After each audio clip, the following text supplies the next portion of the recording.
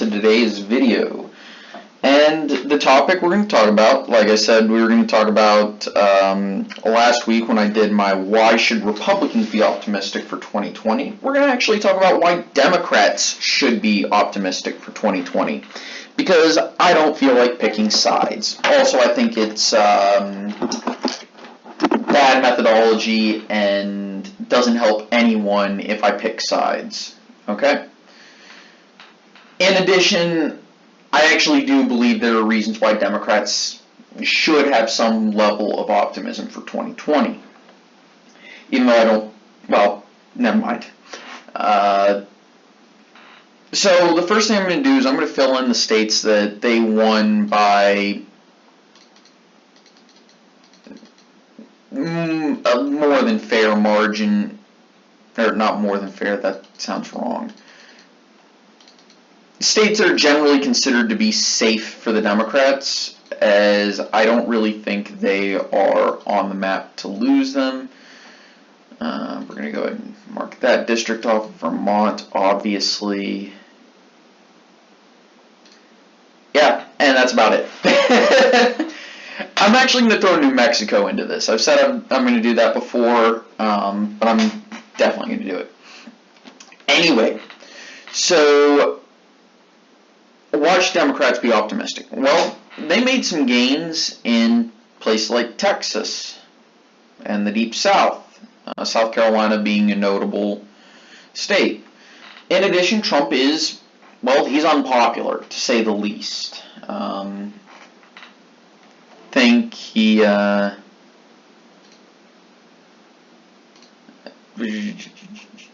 go to 538, and I'll show you the point I'm trying to make.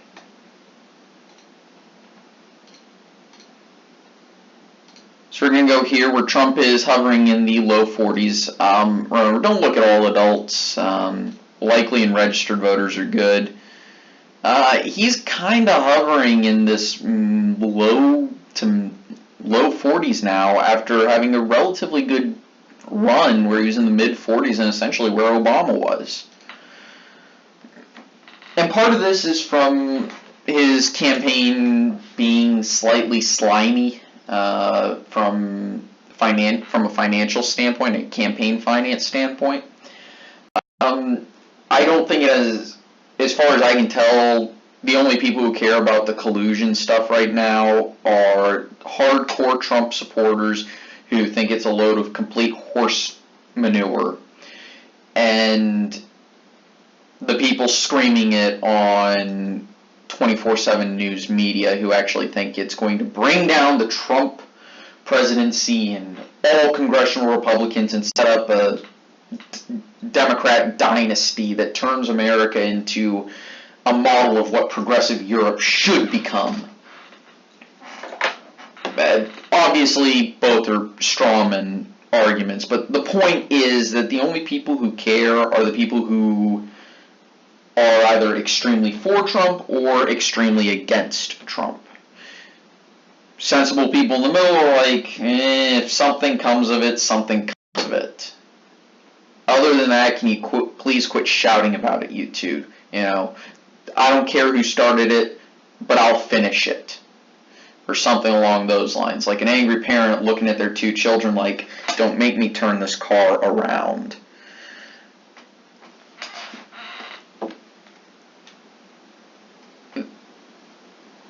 So, the other reason why Democrats should be optimistic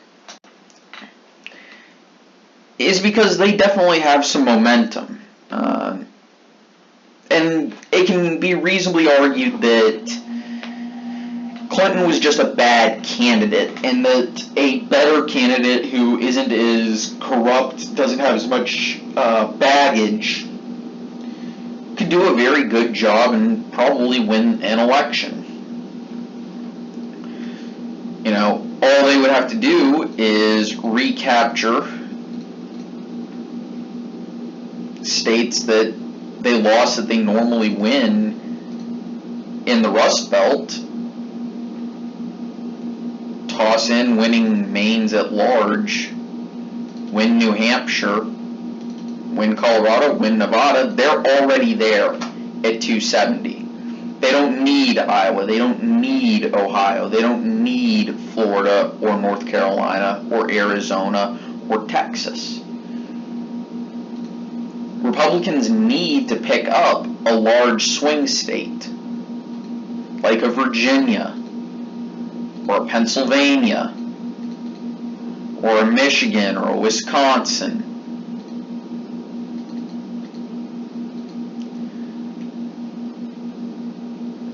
So Democrats don't have that much that they need to do in order to flip the election. They just need to flip Wisconsin, Michigan, and Pennsylvania to return the nation into their control.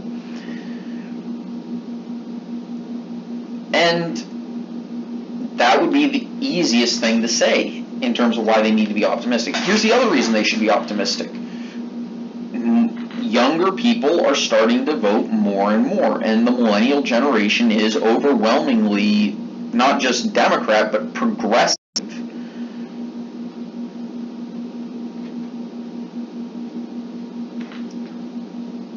And there's reason to believe that Generation Z, the one that's coming up and who will have its first members vote, some would say its first members voted in 2016.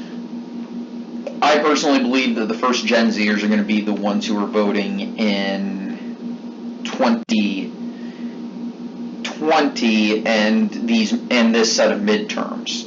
So their first presidential election will be 2020, and there's reason to believe that they are even more progressive than millennials.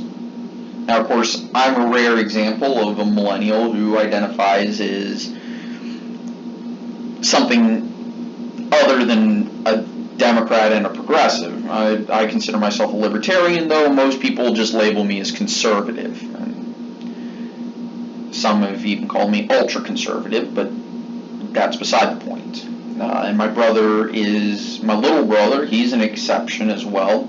Some people will lump him in with Gen Z, and that's fair. Some will lump him in with the millennials, that's fair. And he is conservative as well.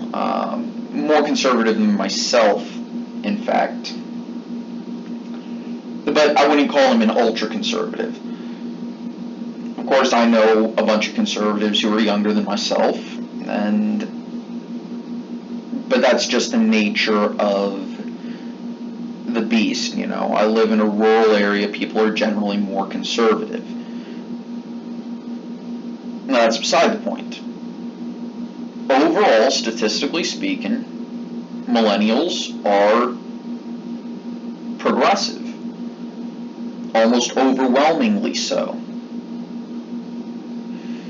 And statistically speaking, well, we actually don't know about Gen Z. We'll find out in the next 2 to 3 presidential elections where they stand on issues. But there's good reason to believe that they are going to be more progressive than millennials. Now, I could have argued that there's reason to believe, in the last video I forgot to mention this, but there's reason to believe that they could be almost as conservative as the boomers, if not more so. So, it's a mix of things, right? We don't know, but there's good arguments and theories in both directions.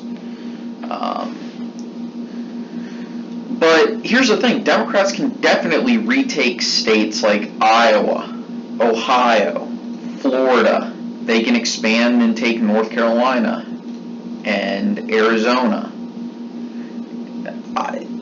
Depending on how well they perform and if they get the right candidate and have a very good year, Texas can even be on the map.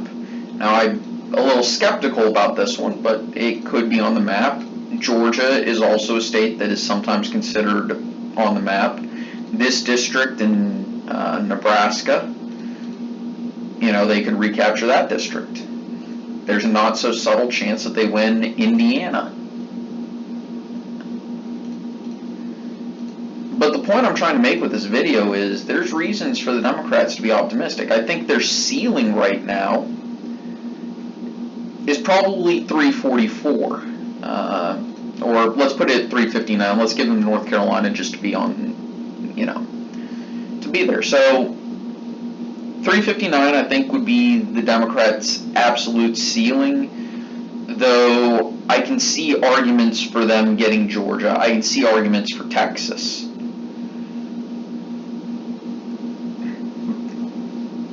So 2020 could be a good year for the Democrats. Now, of course, this means that every other state falls in the hands of the Republicans.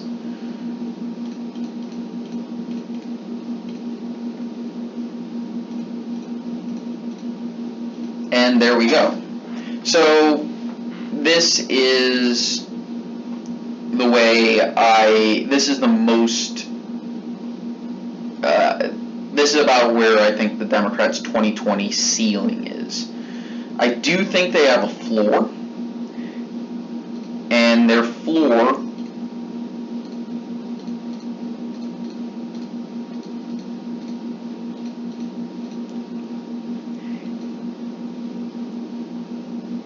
is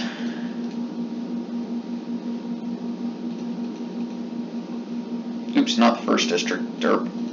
It's the second district.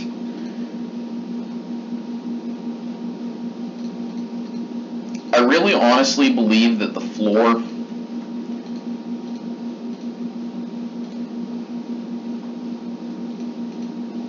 is about 200 electoral votes.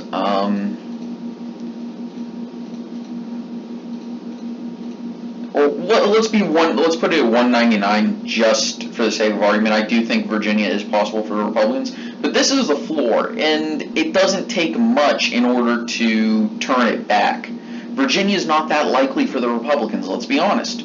Same thing with Minnesota. Already that puts you almost where Clinton was. This puts you basically exactly where it was. I could almost make the argument that this is a floor for the Democrats, but Trump does have room to improve. But Democrats should be looking at this as their floor and say, we're going to win back the Rust Belt. And notice that puts them over the top. 3 states. If Democrats can maintain the momentum they've had in the Southwest, in Virginia, and New England and the West Coast, which, by the way, I don't know why I added the West Coast, because that's going to stay with Democrats anyway.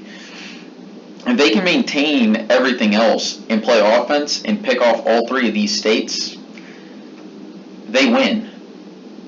So Democrats, don't assume that just because my baseline shows you winning or shows the Democrats losing in most scenarios, don't construe that as me saying that Democrats have no chance or their candidates are terrible, in my opinion, and that I'm overly biased. No, I can see how the Democrats can and probably should be optimistic for 2020. Instead, show that is, I believe in most scenarios Trump should be the favorite, and I treat the election as such because he hasn't shown me a reason to think that despite him being unconventional, traditional political conventions won't apply, if that makes any sense. Okay, so be optimistic.